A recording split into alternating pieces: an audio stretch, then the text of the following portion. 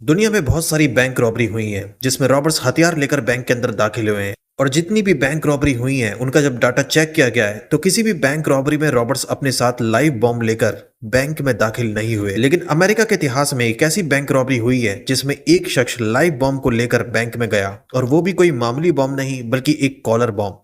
और ये अमेरिका नहीं बल्कि पूरी दुनिया में इकलौता केस है जिसमें इस तरह से बैंक रॉबरी की गई थी।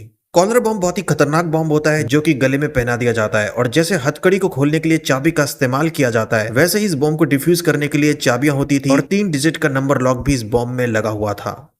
तो साल 2003 अमेरिका के पेंसिल्वेनिया शहर में एक पिज्जा की दुकान थी, और इसी पिज्जा की दुकान पर 10 साल से एक शख्स काम कर रहा था, ब्रैन विलियम्स, जो कि डिलीवरी ड्राइवर था। और जब भी उसके पास पिज्जा ऑर्डर के लिए कॉल आता था तो वो करेक्ट टाइम पर पिज्जा डिलीवर करने के लिए निकल जाता था।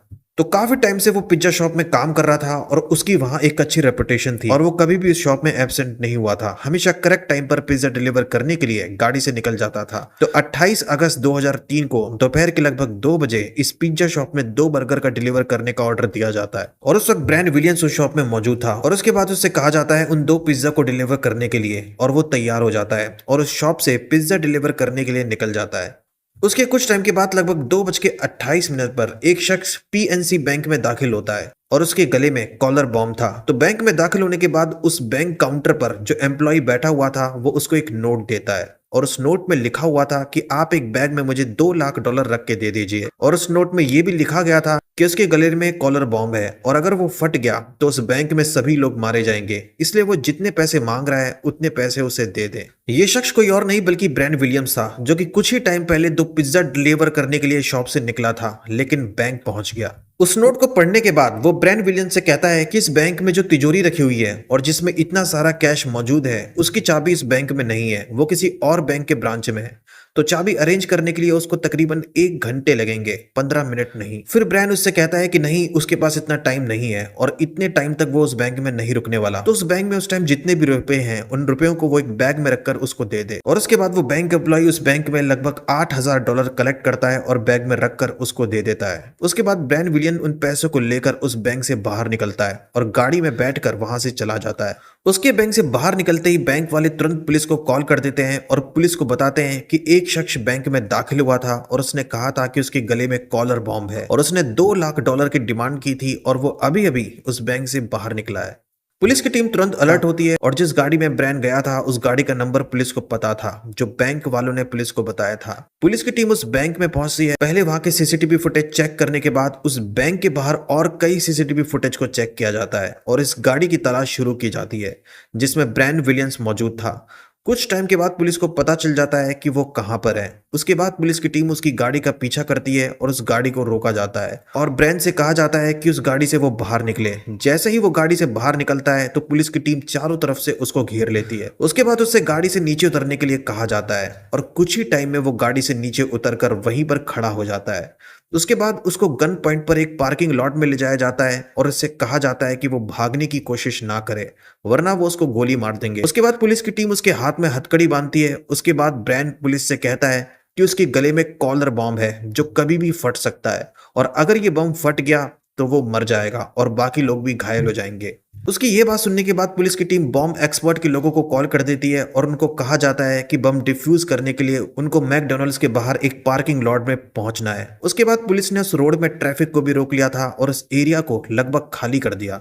वहीं पर ब्रैन विलियन पुलिस की टीम से कह रहा है कि वो अपने सीनियर ऑफिसर को इन्फॉर्म करे कि उसके गले में कॉलर बॉम्ब है जो कभी भी फट सकता है, और इस बॉम्ब को डिफ्यूज करने के लिए 4 चाबी होती हैं, और जिन लोगों ने उसके गले में ये कॉलर बॉम्ब बांधा है उन्होंने बोला है कि इस बॉम्ब की चाबी अलग अलग लोकेशन पर मौजूद है, और उन जगहों पर जाकर ही उसको वो चाबी मिलेगी, और उसके बाद ही वो बॉम्ब को गले से निकालकर उसको डिफ्यूज कर पाएगा। स्टार्टिंग में तो पुलिस ने जब उसकी बात सुनी तो उनको यकीन नहीं आया कि ऐसा बम है जिसकी 4 चाबी हैं, और उस बम के 3 डिजिट का कोड भी है, तो उसको भी अनलॉक करना है। लेकिन फिर भी पुलिस से वो कहता रहा कि अगर इस बम को जल्दी डिफ्यूज नहीं किया गया तो ये बम कभी भी फट सकता है। अब कुछ ही टाइम के बाद ये घटना काफी ज्यादा पॉपुलर हो गई, यहाँ तक कि मीडिया की टीम भी उस जगह पर पहुंच गई। ये घटना लाइव थी, कई पुलिस ऑफिसर वहां मौजूद थे, और ब्रैन विलियम्स के गले में कॉलर बॉम्ब था। उसके बाद पुलिस ने उससे कहा कि तुम्हारे गले में कॉलर बॉम्ब किसने बांधा। उसके बाद ब्रैन कहता है कि वो एक पिज्जा शॉप में काम करता है और पिज्जा डिलीवर करने के लिए वो एक जगह पर पहुंचा था। उस जगह पर 3 लोगों ने उसे पकड़ लिया और जबरदस्ती उसके गले में कॉलर बॉम्ब बांध दिया। उसके बाद उन्होंने उसको एक पर्ची दी और उससे कहा कि उसको एक बैंक लूटना है और उस बैंक में जाने के बाद उसको वहां से $2 लाख मांगने हैं और उन पैसों को एक बैग में रखकर वहां से निकलना है जैसा उस नोट में लिखा हुआ था। और इन पैसों को कहां पर पहुंचाना है ये वो उनको बाद में बताएंगे और उस बॉम्ब की 4 चाबियां कहां पर है ये भी उसको बाद में पता चलेगा। और अगर उसने भागने की कोशिश की और उनकी बात नहीं मानी तो ये बॉम्ब फट जाएगा और वो मर जाएगा। लेकिन पुलिस उसकी बात नहीं मानती। वो उनको समझाने की काफी कोशिश करता है। वो ये भी बताता है कि जिन लोगों ने उसको किडनैप किया था और उसके गले में कॉलर बॉम्ब बांधा था उन लोगों ने जो नोट्स उसको दिए थे वो उसकी गाड़ी में अभी भी मौजूद है, तो उसकी एक बार गाड़ी को भी चेक किया जाए। उसके बाद पुलिस ने जिन बॉम्ब एक्सपर्ट के लोगों को कॉल किया था उनको भी आने में काफी देरी हो रही थी और वो करेक्ट टाइम पर उस जगह पर नहीं पहुंच पा रहे थे, जिस वजह से ब्रैन विलियम काफी ज्यादा डर रहा था कि कहीं वो अचानक बॉम्ब फट ना जाए। और अब तो उसके गले में जो कॉलर बॉम्ब था उससे बीप बीप की आवाज भी आने लगी, जिससे वो और भी ज्यादा डर गया और उसने पुलिस से कहा कि वो जल्द से जल्द अपने सीनियर से बात करे, लेकिन पुलिस वाले उसकी बात मानने के लिए तैयार नहीं थे। उसके कुछ टाइम के बाद उस बॉम्ब से बीप बीप की आवाज करते करते कुछ ही सेकंड के बाद एक जोर का धमाका होता है और वो बम फट जाता है और ब्रैन विलियम काफी तेजी से पीछे की ओर गिरता है, जिससे उसके सर पर बहुत ही ज्यादा चोट आती है और कुछ ही सेकंड में उसकी मौत हो जाती है। अब धमाका होते ही पुलिस ऑफिसर भी डर जाते हैं और पीछे की ओर भागने लगते हैं और कुछ ही देर में जब धुआं छट जाता है पुलिस वाले गन पॉइंट पर आगे बढ़ते हैं और चेक करते हैं। पता लगता है कि वो तो मर चुका है। उसके बाद उनको भी अंदाजा होता है कि वो इतनी देर से जो कह रहा था वो सही कह रहा था, क्योंकि उसके गले में जो कॉलर बॉम्ब था वो अभी भी वैसे का वैसा ही फंसा हुआ था। बारूद उसमें से निकल चुका था, धमाका हो चुका था, लेकिन कॉलर बॉम्ब अभी भी उसके गले में ही था, वो टूटा नहीं था। उसके बाद उसकी डेड बॉडी को वहां से ले जाया जाता है और कई पुलिस की टीम और कई सारे एक्सपर्ट ने जब उस बॉम्ब को स्टार्टिंग में उसके गले से निकालने की काफी कोशिश की, लेकिन ऐसा नहीं हो पाया क्योंकि धमाके के बाद वो बम और भी ज्यादा अटक गया था, जिस वजह से उसको निकाल पाना काफी मुश्किल हो रहा था। लेकिन आखिरकार एक टाइम के बाद उस कॉलर बम को निकाल लिया गया। उसके बाद इस केस की इन्वेस्टिगेशन की जाती है और अमेरिका में नहीं बल्कि पूरी दुनिया में ये पहला केस था जब एक शख्स लाइव बॉम्ब के साथ एक बैंक में दाखिल हुआ था। उसके बाद जब उस बॉम्ब को चेक किया गया तो उसमें 4 की होल थे जिसमें चाबी लगती थी और उस बॉम्ब में 3 डिजिट का एक नंबर लॉक था, जिसको अनलॉक करने के बाद ही उस बम को डिफ्यूज किया जा सकता था। और उस बम को बनाने के लिए काफी प्लानिंग की गई थी और लोहे की प्लेट के टुकड़ों को काट काट कर उस बम को बनाया गया था और एक तरीके से उसने दुनिया में एक नई तरीके का बॉम्ब बनाया था। उसके बाद पुलिस ने कई लोगों का जो कबाड़ में काम करते हैं उन लोगों से पूछताछ की, क्या किसी ने उनसे लोहे की प्लेट को खरीदा था जिससे वो बम बनाया गया था, लेकिन बाद में पुलिस को कुछ भी पता नहीं चलता। उसके बाद ब्रैन विलियम्स जिस गाड़ी में बैठकर उस बैंक में गया था उस गाड़ी को भी चेक किया जाता है। उस गाड़ी में पुलिस को 2 नोट्स मिलते हैं। एक नोट में ये लिखा हुआ था कि उसको उस बैंक में जाना है और बैंक के एम्प्लॉय से कहना है कि उसके गले में कॉलर बॉम्ब है जो कभी भी फट सकता है और बैंक मैनेजर से $2 लाख मांगकर एक बैग में रखने के बाद वहां से निकलना है। और दूसरे नोट में ये लिखा हुआ था कि बैंक से पैसे लेने के बाद बैंक से कुछ ही दूरी पर एक मैकडोनल्ड का रेस्टोरेंट है और उस रेस्टोरेंट के पीछे एक पत्थर रखा हुआ है और उस पत्थर के नीचे उसको एक नोट मिलेगा और उस नोट में तुम्हें आगे का रास्ता पता चलेगा। उसके बाद ब्रैन बैंक से पैसे लेने के बाद जैसे उस नोट में लिखा हुआ था वैसे ही मैकडोनल्ड रेस्टोरेंट के पीछे जाता है और वहां उसको पत्थर के नीचे एक जार में एक नोट मिलता है और उस नोट में लिखा हुआ था कि वहां से इतने किलोमीटर की दूरी के बाद एक साइन बोर्ड है। उस साइन बोर्ड के पीछे एक पत्थर है जहां पर येलो कलर का टेप रखा हुआ है और उसी टेप के अंदर एक और नोट उसको मिलेगा जिससे तुम्हें आगे का रास्ता पता चलेगा कि कहां पर उसको जाना है। अब ब्रैन विलियम्स उस बैंक से निकला था तो पहली जगह मैकडोनल्ड के पीछे तो उसको वो नोट मिल गया था और उसके बाद वो दूसरी जगह जाने वाला था, लेकिन उससे पहले पुलिस की टीम उस तक पहुंच गई। अब उसके बाद पुलिस को पहले नोट तो गाड़ी में मिल गया था जो पहले उस रेस्टोरेंट के पीछे एक पत्थर के नीचे रखा हुआ था। अब पुलिस उस दूसरे नोट की तलाश करती है और उसी जगह पर पहुंचती है जहां वो साइन बोर्ड बना हुआ था और नोट में जो जगह बताई हुई थी उस जगह साइन बोर्ड के पीछे पत्थर था और वहां पर येलो कलर का टेप रखा हुआ था और उस टेप के अंदर पुलिस को एक दूसरा नोट मिलता है। अब उस नोट में एक और लोकेशन लिखी हुई थी कि एक जगह और जाना है जहां से एक और नोट मिलेगा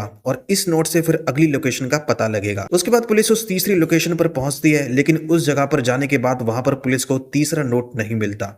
तो पहले 2 नोट पुलिस को मिले लेकिन तीसरा नोट पुलिस को नहीं मिला। कुछ टाइम के बाद पुलिस को अंदाजा हो गया कि जिस भी शख्स ने वो नोट वहां पर पहले रखा होगा उसकी ब्रैन विलियम्स पर नजर होगी और एक टाइम के बाद उसे पता चल गया होगा कि पुलिस उस तक पहुंच गई है, इसलिए उसने उस जगह से तीसरा नोट वहां से ले लिया ताकि पुलिस जब उस जगह पर पहुंचे तो वहां पर उनको कोई नोट ना मिले और इस केस में उनको आगे का क्लू ना मिले, जिस वजह से इस केस की इन्वेस्टिगेशन स्लो हो जाए और पुलिस उन लोगों तक ना पहुंच पाए। तो ये नोट्स जो अलग अलग जगह पर रखे हुए थे, उसको बताने के लिए जब वो बैंक से पैसे लेकर बाहर निकलेगा तो उस अलग अलग जगह पर वो नोट्स मिलेंगे और उन नोट्स में जो लोकेशन है उसको फॉलो करके उसको उस बॉम्ब की वो 4 चाबियां मिलेंगी। उसके बाद उसको 3 डिजिट का अनलॉक नंबर बताया जाएगा जिससे वो बम डिफ्यूज हो जाएगा और फिर वो आजाद होगा।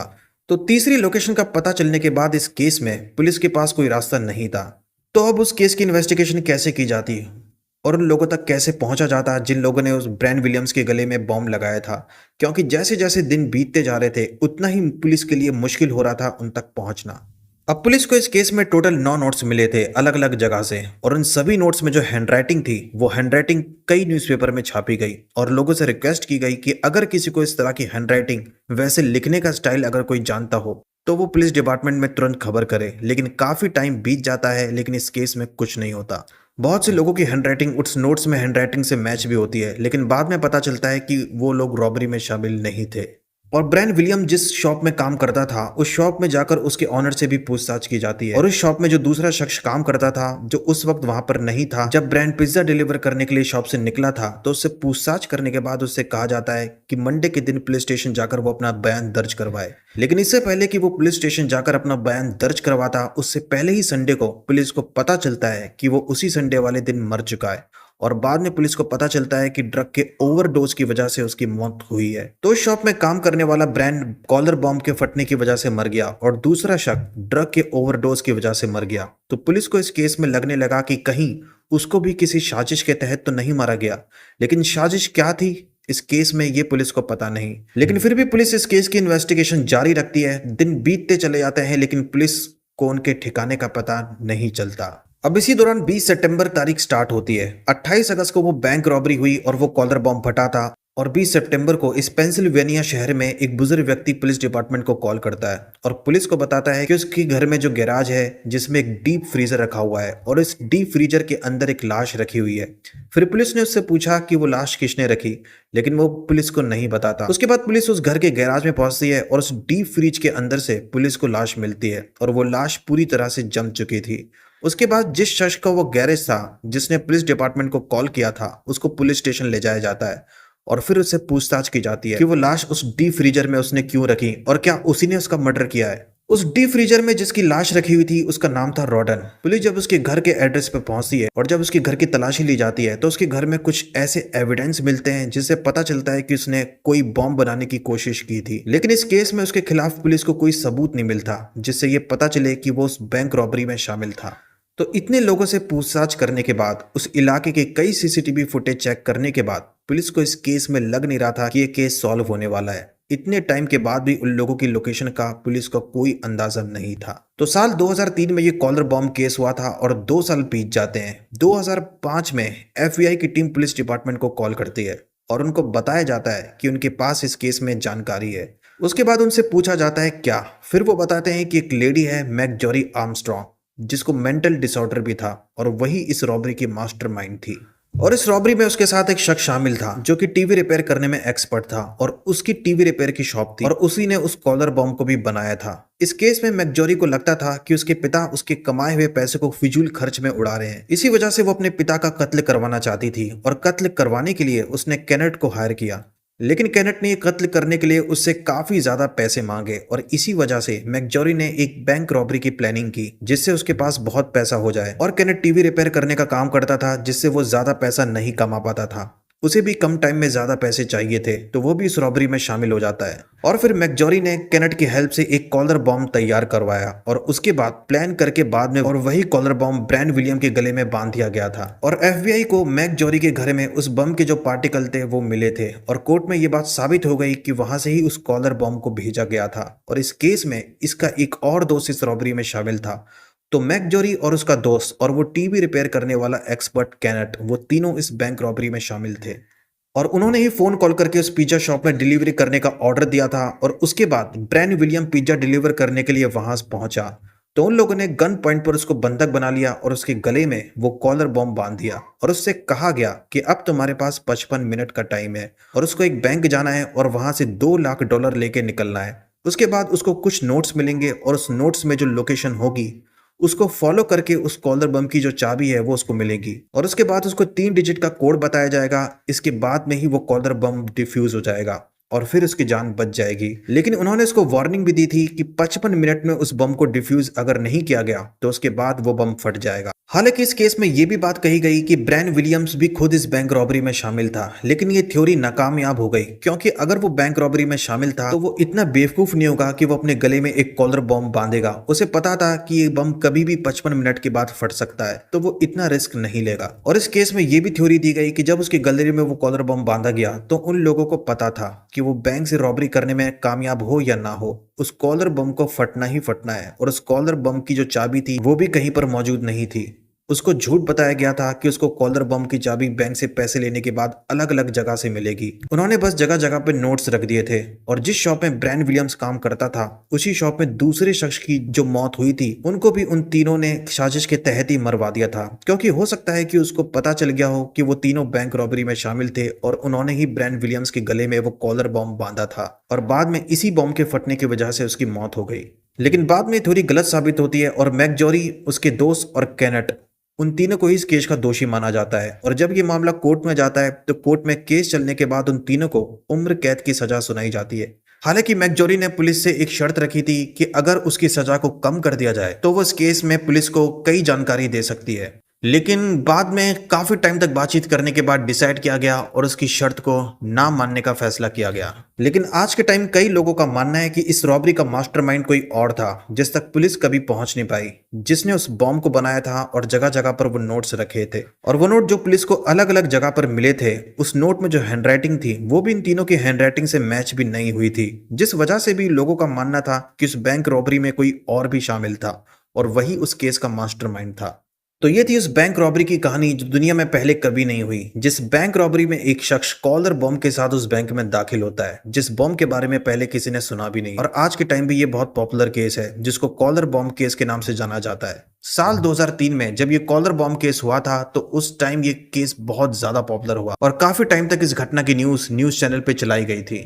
लेकिन आज इस केस में इतने साल बीत चुके हैं, लेकिन आज तक कोई भी बैंक रॉबरी का केस ऐसा नहीं हुआ जिसमें कोई शख्स एक लाइव बॉम्ब के साथ किसी बैंक में दाखिल हुआ हो और उसने बैंक रॉबरी करने की कोशिश की हो। तो इस केस में इतना ही। आपको ये स्टोरी कैसी लगी कमेंट में बताना, वीडियो को लाइक, चैनल को सब्सक्राइब करना। मिलता हूं मैं आपसे नेक्स्ट वीडियो में। Thank you very much.